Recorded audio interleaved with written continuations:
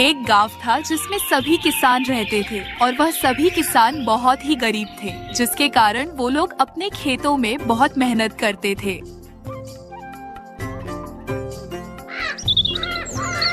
इस गांव में एक गरीब आदमी रामू अपनी पत्नी गौरी के साथ रहता था। वह बेचारा बहुत मेहनत करता था, लेकिन फिर भी अपना घर चलाने में असमर्थ था। लेकिन उसकी पत्नी गौरी बहुत ही चतुर और बुद्धिमान थी। गौरी बहुत मेहनत कर ली, पर कुछ समझ नहीं आ रहा कि इस बार फसल अच्छी होगी भी या नहीं। बारिश भी ठीक से नहीं हुई है और हम चाहे जितना अपने खेतों में मेहनत कर लें, लेकिन हर साल हम लोगों का रोना धोना ही रहता है। पता नहीं कब हमारी फसल अच्छी होगी और हम लोग खुशी की जिंदगी जी पाएंगे। चिंता क्यों करते हो जी? भगवान ने चाहा तो सब अच्छा होगा। चलो पहले तुम हाथ मुंह धो लो, मैं गर्मा गर्म रोटी और सब्जी ले आते हैं जिसे आप खा लो। रामू बैठकर रोटी खाने लगता है।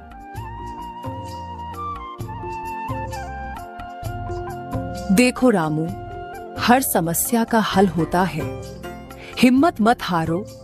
मैं कुछ सोच रही हूँ, अगर तुम भरोसा रखो तो शायद हम इस मुसीबत से निकल सकते हैं। गौरी, आखिर तुम ऐसा क्या सोच रही हो जिसके चलते हम इस मुसीबत से बाहर निकल सकते हैं?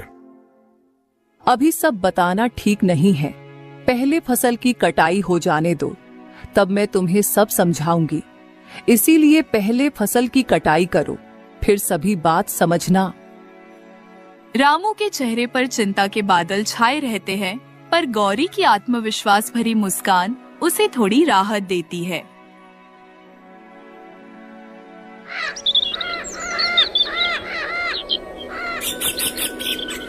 कुछ दिन बाद गांव के चौपाल पर कुछ किसान मौजूद हैं। रामू भी वहां मौजूद है। सब किसान अपनी अपनी समस्याओं पर चर्चा कर रहे हैं। इस बार तो सच में बुरा हाल है। बारिश नहीं हुई तो फसल का आधा हिस्सा तो यूं ही खराब हो गया। फिर हम लोग क्या करेंगे? और बार बार फसल उगाने के लिए हम लोगों के पास पैसे कहां से आएंगे? मुझे तो कुछ समझ नहीं आ रहा है। हाँ भाई, ऊपर से साहूकार भी ब्याज बढ़ा रहा है। अब तो खेत बेचने की नौबत आ जाएगी और फिर खेत बेचना हमारी एक मजबूरी होगी। यही तो बात है, समझ नहीं आ रहा कि क्या किया जाए। कुछ ऐसा हो जाए जिसके चलते हम लोगों की फसल अच्छी हो जाए तो हम लोग अपना अपना घर अच्छे से चला पाएंगे। सभी किसान आपस में बातें कर रहे थे, तभी वहां गौरी आ जाती है और उन सबसे कहती है, तुम लोग यूं ही चिंता कर रहे हो, अगर दिमाग से काम लो तो हर समस्या का हल मिल सकता है। अरे तुम लोग अभी अपने अपने काम में लगे रहो और ज्यादा चिंता मत करो। भाभी, आखिरी समस्या का ऐसा क्या हाल है जो आपको पता है? अच्छा, आप ऐसा करो कि जो भी आपको पता हो आप हम सबको बता दो, जिसमें हम लोग आपकी मदद करेंगे। अभी नहीं, सही समय पर बताऊंगी, पर एक बात का भरोसा रखो, इस बार फसल का नुकसान नहीं होगा। आप बस भगवान पर भरोसा रखो और मेहनत करते रहो। किसान एक दूसरे की तरफ देखते हैं। रामू गौरी की ओर देखा है। उस गौरी की आंखों में उत्साह की चमक दिखाई देती है और उसे अपनी पत्नी पर भरोसा था कि वह कुछ न कुछ उपाय जरूर बताएंगी।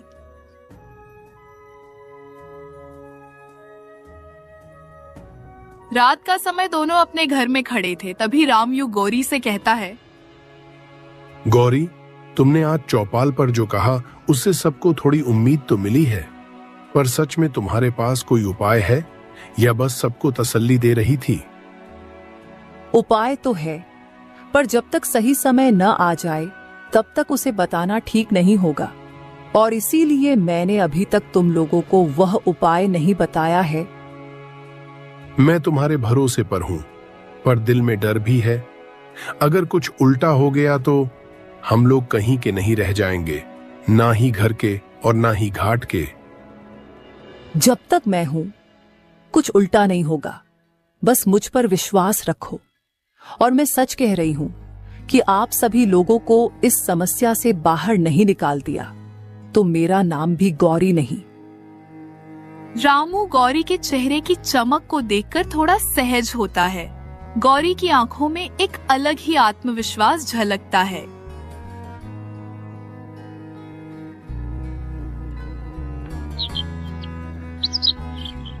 अगले दिन सुबह होते ही गौरी अपने सामने कुछ अनाज के बीज रखकर बैठी थी। तभी रामू गौरी से पूछता है, ये क्या कर रही हो गौरी, और यह अनाज के बीज सामने क्यों रखकर बैठी हो? बस फसल को बचाने का तरीका खोज रही हूँ। फसल को बचाने का तरीका सिर्फ इन अनाज के दानों से? गौरी, तुम आखिर कहना क्या चाहती हो? अभी तो मैं कुछ नहीं कहना चाहती हूँ, लेकिन हाँ, देखना कुछ दिनों में इसका असर दिखेगा। रामू की आंखों में संदेह है, गौरी के चेहरे पर आत्मविश्वास। ये रहस्य क्या है? गौरी, तुम इन अनाज के दानों से फसल बचाने की बात कर रही हो? ये कैसे मुमकिन है? बस थोड़ा धैर्य रखो। ये सिर्फ अनाज के दाने नहीं हैं, इनमें समझदारी भी छिपी है। मैं तुम्हें सब समझाऊंगी, पर पहले मुझे कुछ तैयारी करनी होगी। गौरी, तुम क्या तैयारी करेगी और कहां तैयारी करोगी? खेत में जाने की तैयारी। आज मुझे तुम्हारे साथ खेत पर चलना है। रामू के चेहरे पर उलझन के भाव है। उसे समझ नहीं आ रहा कि गौरी क्या करने वाली है।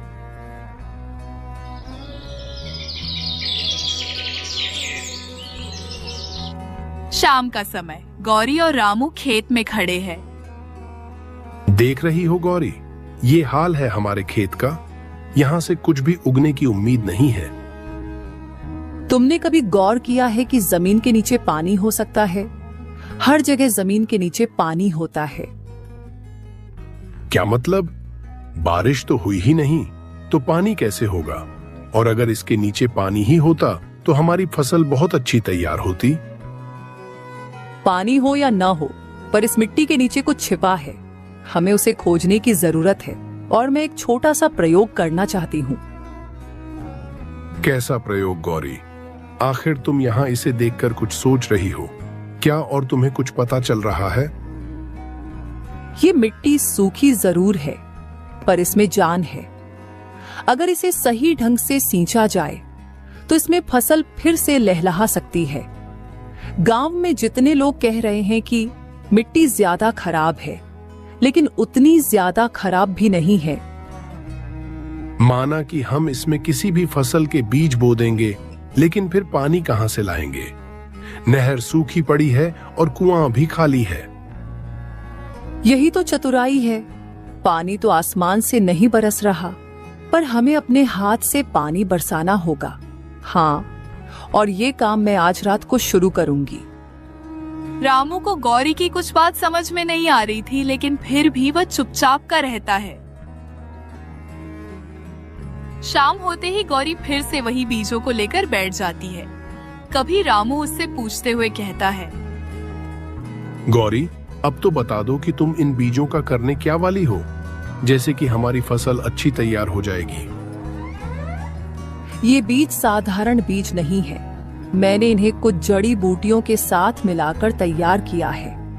अगर इन बीजों को जमीन में बोया जाए और हल्का सा पानी दिया जाए तो ये मिट्टी की नमी को बढ़ा सकते हैं। क्या ये मुमकिन है? और इनके चलते हमारी फसल भी अच्छी खासी तैयार हो जाएगी। हाँ, मुझे अपनी माँ से ये विद्या मिली थी। हमारे पुरखों के पास ऐसे बीज होते थे जो जमीन की सेहत को सुधार सकते थे, और मुझे इन बीजों पर पूरा भरोसा है कि यह अपना काम जरूर दिखाएंगे। ठीक है गौरी, अगर ऐसी बात है तो मैं तुम्हारा साथ जरूर दूंगा। रामू को ज्यादा कुछ तो समझ में नहीं आया था, लेकिन रामू ने गौरी पर विश्वास करके उसका हौसला बढ़ाया।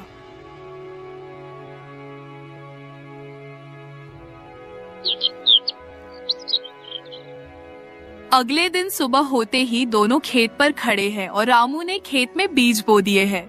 अभी रामू गौरी से कहता है, ये बीज अलग तो नहीं दिख रहे। क्या सच में इनमें कुछ खास है, या तुम सिर्फ मुझे बहका रही हो ताकि मैं अपना दिल छोटा ना कर पाऊं और अपने काम में लगा रहूं? धैर्य रखो रामू, देखना कुछ ही दिनों में इसका असर दिखेगा, और असर ऐसा दिखेगा जिससे सारे गांव वाले भी देखकर चौंक जाएंगे और मुझसे यही बीज लेने की कोशिश करेंगे। बस अब कुछ दिन रुक जाओ। अगर ये बीज काम कर गए तो हम कर्ज से भी बच जाएंगे और गरीब लोगों की मदद भी कर पाएंगे। फिर हम लोग इतने ज्यादा गरीब और गिरे हुए नहीं रहेंगे, हमारी भी तकदीर पलट जाएगी। और अगर काम न किया तो भी हम हिम्मत नहीं हारेंगे, बल्कि दोबारा कुछ न कुछ उपाय करके दूसरे बीज बोलेंगे। रामू गौरी की तरफ देखता है। गौरी के चेहरे पर आत्मविश्वास की चमक है। रामू के मन में भी थोड़ी सी उम्मीद जाग उठती है।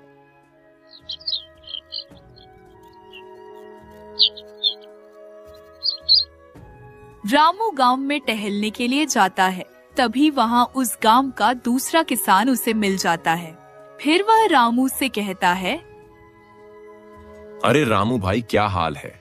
और मैंने सुना है कि तुम्हारी बीवी ने जड़ी बूटियां से कुछ ऐसे अनाज के बीज बनाए हैं जो कि खेत में बो देने के बाद अच्छी खासी फसल देंगे और जल्दी तैयार भी हो जाएंगे। क्या यह बात सच है? हाँ भाई, यह बात तो सच है कि मेरी बीवी ने जड़ी बूटियां से कुछ अनाज के बीज तैयार किए हैं, लेकिन अब उनका हम प्रयोग कर रहे हैं। आज ही उन्हें खेतों में बोकर आए हैं, और कुछ दिन बाद अगर उन्होंने अंकुर दे दिए तो शायद हमारी फसल जल्दी और अच्छी तैयार होगी। बस मैं कुछ दिन का इंतजार कर रहा हूं।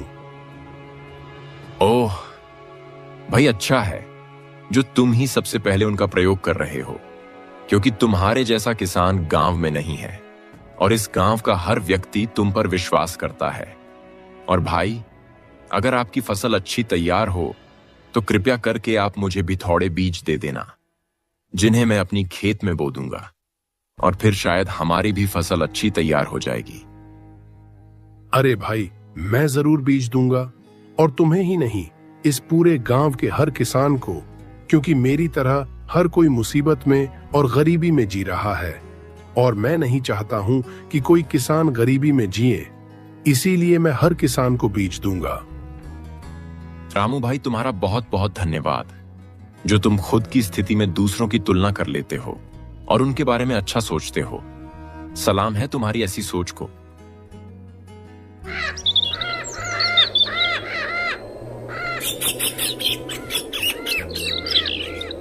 तीन दिन बाद शाम का समय, रामू और गौरी खेत पर है। रामू की आंखों में आश्चर्य है। जहां गौरी ने बीज बोए थे वहां हरे हरे अंकुर निकल आए हैं। गौरी, ये कैसे हुआ? ये तो सच में अंकुर फूट गए। अब तो मुझे लगता है कि ये बीज बहुत अच्छे हैं और ये जल्द ही हमें फसल देंगे, और फिर हम हर बार इन्हीं को बोया करेंगे। मैंने कहा था ना, मिट्टी में जान है, बस उसे सही देखभाल की जरूरत थी। और देखो, इन्होंने कितने अच्छे अंकुर दिए हैं। गौरी, तुमने तो कमाल कर दिया। अगर इसी तरह बाकी फसल भी बच गई तो हम सच में कर्ज से मुक्त हो सकते हैं। गौरी, आज मैं बहुत खुश हूं और मुझे तुम पर गर्व है। अब हमें सही समय पर सही कदम उठाने होंगे। ये तो बस शुरुआत है, आखिरी देखना कि कैसा होगा। बस कुछ समय का इंतजार करो। रामू गौरी की तरफ देखता है। उसके चेहरे पर राहत और खुशी के भाव हैं। गौरी के चेहरे पर आत्मविश्वास की चमक बरकरार है।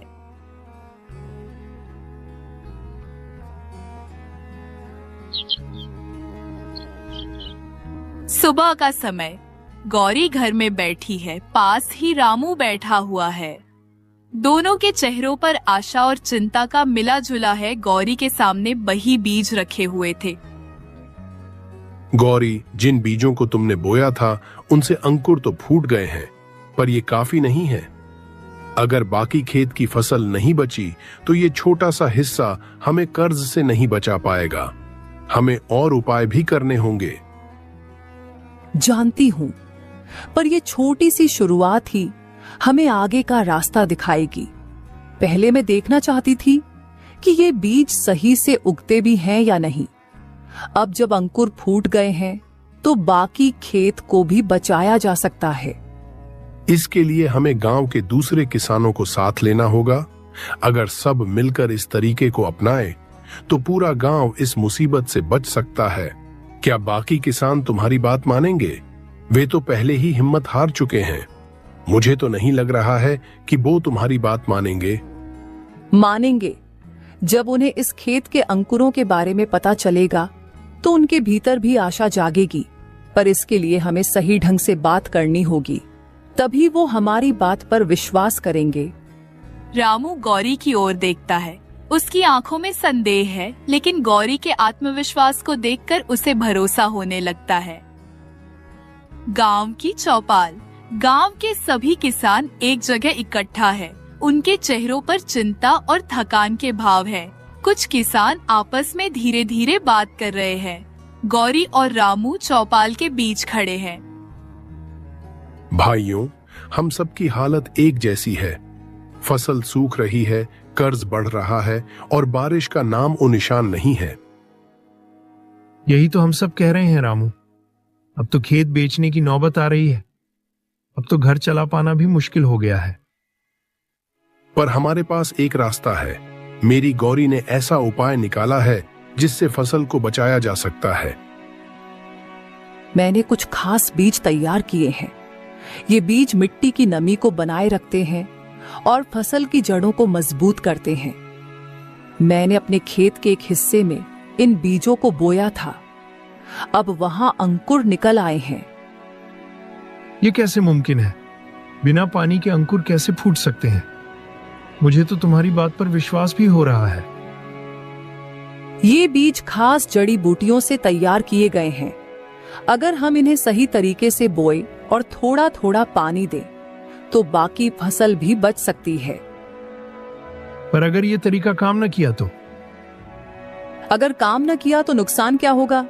वैसे भी फसल तो पहले ही सूख रही है। पर अगर ये तरीका काम कर गया तो पूरा गांव कर्ज से बच जाएगा। हाँ, तुम हम लोगों को वही बीज दे दो, हम लोग भी उन्हें वो लें। हाँ, मैं तुम लोगों को बीज जरूर दूंगी। बस तुम लोग अब नैनो की तैयार करो।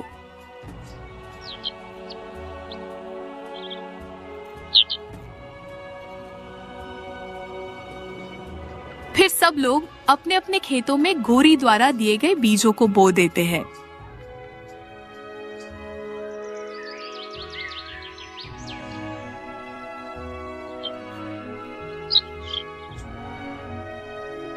कुछ दिन बाद सबकी फसल अच्छी तैयार हो जाती है।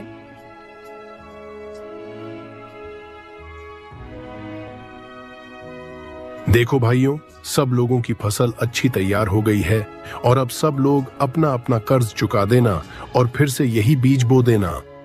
सब लोग रामू की हाँ में हाँ मिला देते हैं। इस तरह गौरी ने सबकी किस्मत चमका दी।